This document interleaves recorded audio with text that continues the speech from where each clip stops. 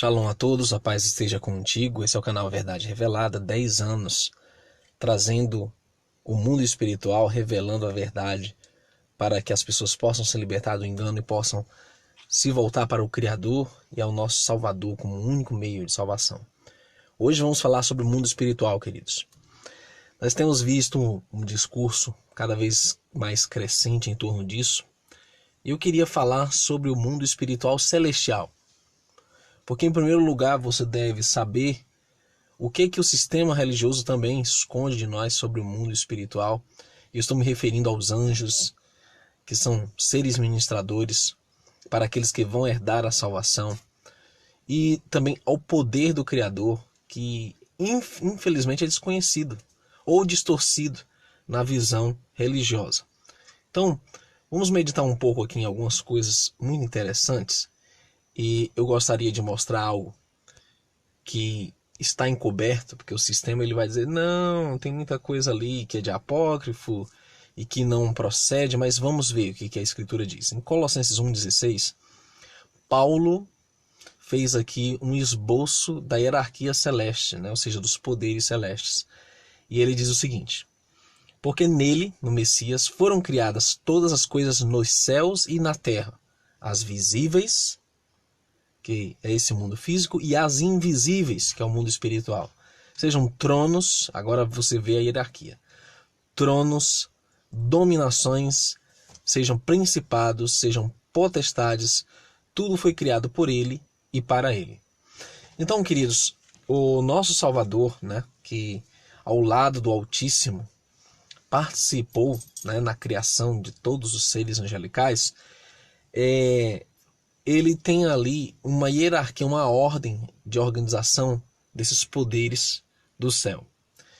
E é interessante que muitas dessas coisas passam desapercebido na visão, digamos assim, do sistema religioso. É verdade que alguns, sim, entendem o que chamam de angeologia, estudo dos anjos e etc. Mas o que eu gostaria de colocar aqui é que tudo que o Altíssimo realiza, ele utiliza seus ministros, seus servos, os anjos, tá? Então, aqui tem algo que eles chamam de primeira esfera, né? Que são os anjos que servem diretamente ao Pai, né? E ao Filho.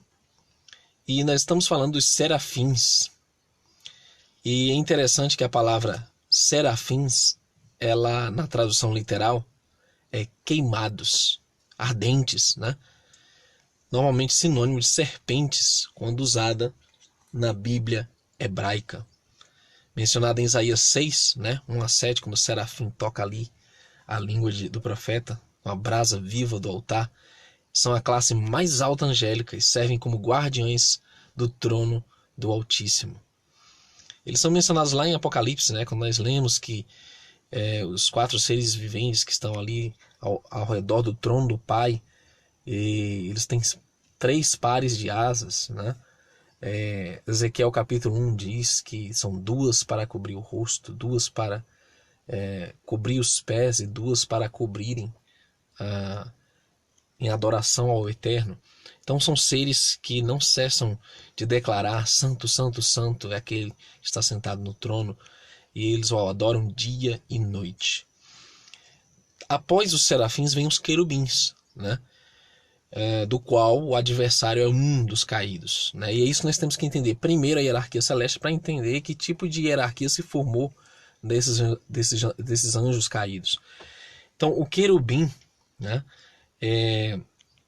ele tem 4 rostos, conforme a Bíblia fala, né, em Ezequiel. Um rosto é de homem, outro de boi, outro de leão, outro de águia. E esses símbolos eram utilizados em cada 4 tribos de Israel, ao todo 12, né? Cada 3 tribos tinham um símbolo desse para denotar ali cada classe de tribos. E eles também remontam ali os 4 evangelhos, né? Que mostram aspectos da humanidade do Messias, do sacrifício dele, da realeza dele e também da divindade dele. E o uso moderno do inglês obscureceu a distinção entre querubins e puti, mas aí nós temos a tradução de um querubim, né, ele cobre o trono do Altíssimo. Ele estava ali também próximo ao trono do Pai. Nós vemos aqui tronos a seguir. Tronos, uma classe, né, de anciãos mencionada no Apocalipse, ou 24 anciãos que se assentam em tronos. Isso, na verdade, sempre foi incógnita para mim entender, porque aparentemente eles são descritos como se fossem seres humanos, mas não são. Eles são outra classe de anjos, né, que representam ali 24 tronos do governo do Altíssimo, né, como está mencionado em Colossenses, o primeiro texto que nós lemos. Também esses tronos estão associados por alguns aos ofanins ou erelins da hierarquia angelical judaica. Ofanins, também chamado de galgalins, referem-se às rodas vistas na visão de Ezequiel da carruagem, Ezequiel 1, 15 a 21. E também está no livro de Enoque, né, como uma classe de seres celestes que nunca dormem, mas guardam o trono do Altíssimo. Os ofanins são de aparência incomum, mesmo em comparação com os outros seres celestes. Eles estão intimamente ligados aos querubins. Quando eles se mudaram, os outros se moveram. Quando eles pararam, os outros pararam. Quando eles se levantaram da terra, as rodas subiram junto com eles para o espírito dos seres vivos. Querubins estava nas rodas, Ezequiel 10, 17. Então é como se eles se portassem como carruagens, né, de outros anjos, mas eles são parte ali dessa hierarquia. Nós temos aqui a segunda esfera de anjos. Isso é muito interessante, porque tudo no governo do Eterno é organizado. E nós temos também os governadores celestes da criação, sujeitando e guiando, governando os espíritos, os outros anjos.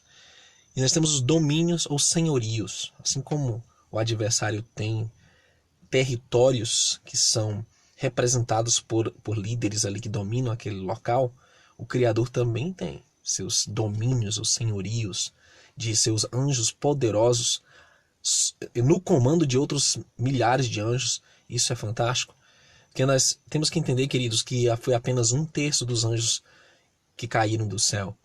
Existem outros 2/3 ou 66% dos anjos que trabalham por Criador e estão ao nosso favor. Isso é tremendo.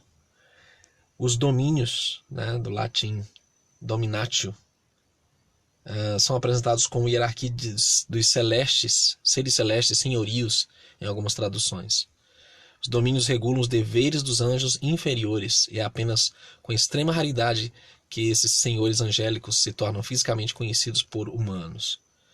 Acredita-se que os domínios pareçam seres humanos divinamente bonitos com um par de asas emplumadas, muito parecidos com a representação comum de anjos, mas eles podem ser distinguidos de outros grupos empunhando orbes de luz presos à cabeça de seus cetros ou no pomo de ouro suas espadas. Eu acredito que eles têm uma estatura bem maior do que outros anjos. Temos as virtudes, que são aqueles dos quais são feitos sinais e milagres no mundo. O termo parece estar vinculado ao atributo poder da raiz grega dynamis, o que vem da palavra dinamite, né? Explosão, poder. Efésios 1:21 também é traduzida como virtude ou poder. São apresentados como coro celeste, as virtudes, né? Anjos ministradores que operam milagres, que exercem ali uma obra mais próxima, né? Mais ela é manifestada mais diretamente sobre os seres humanos. Poderes ou autoridades, né? Também chamado potestades. O dever primário é a supervisionar os movimentos dos corpos celestes para garantir que os astros permaneçam em ordem, sendo anjos guerreiros também se opõem a espíritos malignos, especialmente aqueles que fazem uso da matéria do universo, frequentemente lançam espíritos malignos a locais de detenção. São como guardas, né? São como agentes policiais do céu. Esses poderes, queridos, essas autoridades, elas foram colocadas pelo Eterno também para frustrar a obra de anjos malignos. Um anjo apenas desses é capaz de neutralizar qualquer ação demoníaca. Imagina um batalhão deles ao seu redor. E é isso que nós devemos orar diariamente, para que o Eterno nos cubra com seu escudo, cubra com suas asas, que acampe seus anjos ao nosso redor. Temos a terceira esfera, que são os anjos que funcionam como guias celestes, protetores e mensageiros dos humanos. Nós podemos chamá-los aí de principados ou governantes, como está em Efésios 3:10, anjos que guiam e protegem as nações, o grupo de povos e instituições como o povo dele, né? Famílias, etc. Os principados presidem grupos de anjos e os encarregam de cumprir o ministério divino. Alguns que administram, outros que ajudam. Então esses estão mais diretamente ligados com o povo do Altíssimo. Temos os arcanjos, como Arcanjo Miguel, que é mencionado, né, no livro de Daniel. É aquele que batalhou contra o adversário pelo corpo de Moisés.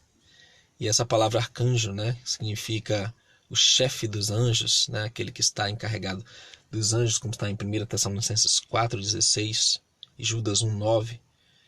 Miguel, Gabriel, Rafael, Uriel são nomes de arcanjos. E, aliás, eles eliminaram o livro de Enoque na Bíblia, então nunca ninguém ia ouvir falar sobre Rafael ou Uriel, né, no livro de Esdras, por exemplo, mas que em outros lugares é tido como canônico, né? E são sim reais. Rafael, Uriel, o anjo da luz do Altíssimo, né? E aí nós temos, dizem que são 7 arcanjos, né, da guarda das nações, países, preocupados com as questões e eventos que os cercam, incluindo política, assuntos militares, comércio. O arcanjo Miguel é visto como o protetor de Israel, né, o grande príncipe que ele se coloca em favor dos filhos do teu povo, está lá em Daniel 12, verso 1. Muito bem, queridos. E nós temos os anjos, né, do hebraico Malachim, ou ângelos mensageiros, a ordem mais baixa dos seres celestes, mais reconhecida. São os que mais se preocupam com os assuntos do homem pessoalmente. Eles atuam como anjos da guarda pessoais. Todos nós temos um. Anjos da guarda que vem da ordem de outros anjos. Eles sejam atribuídos àqueles que guardam, né, os servos do Pai, as criancinhas, desde o seu nascimento até sua morte. E isso tudo é real, meus queridos. O mundo espiritual é real. Você deve ponderar se existem seguidores de Satanás físicos, literais na Terra. Se existem sociedades secretas, literais na Terra. Se existem manifestação de demônios na Terra. Então existem também os anjos. Tudo o que existe, que é descrito do céu, é real. E está muito perto de você. E nós devemos cada vez mais empunhar a nossa fé nesse sentido. E não ser céticos ou, nesse momento decisivo, ser enganados pela narrativa falsa do sistema, com moradores de outros planetas, ETs, OVNIs, evolucionismo, a pseudociência, tudo aquilo que eles inventaram para deformar a visão celestial das coisas. Que o Eterno te abençoe. Shalom, shalom. Até um próximo estudo.